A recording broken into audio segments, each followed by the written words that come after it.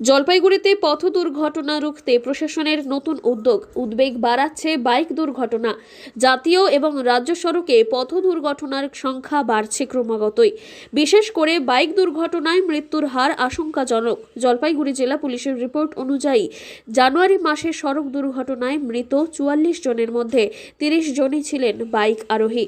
কেন বাড়ছে এই দুর্ঘটনা? বিশেষজ্ঞদের কথায় কয়েকটি কারণ এই বাইক দুর্ঘটনার বৃদ্ধির জন্য দায়ী। দ্রুত গতিতে নিয়ন্ত্রণহীন বাইক চালানো, কুয়াশার কারণে দৃশ্যমানতা কমে যাওয়া, হেলমেট এবং সেফটি গিয়ার ব্যবহার না করা, রাজ্য এবং গ্রামীণ সড়কের বিপজ্জনক বাঁক।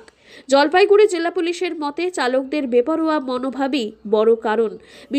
এই বছর থেকে আমরা প্রথম থেকে টার্গেট ধরেছি কি আমরা এই বছর আমাদের মেন টার্গেট সাইবার ক্রাইম আর অ্যাক্সিডেন্ট রোড সেফটি থাকবে।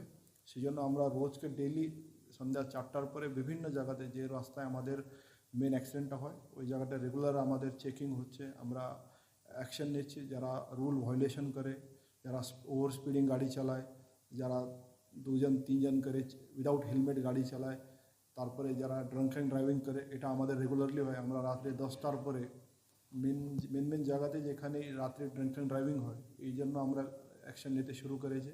যারা ওনাদের আমরা লাইসেন্সই সাসপেন্ড করেছি, যারা ড্রাঙ্কিং অবস্থাতে গাড়ি চালায় ওনাদের লাইসেন্স। বিশেষত রাতের বেলা এবং কুয়াশার মধ্যে দ্রুত গতিতে বাইক চালানোর প্রবণতা বাড়ছে, যা দুর্ঘটনার জন্য দায়ী। তবে এই দুর্ঘটনা রুখতে জলপাইগুড়ি জেলা প্রশাসন নতুন পদক্ষেপ নিয়েছে। বেশ কিছু ব্যবস্থা নেওয়া হয়েছে পুলিশ তরফে।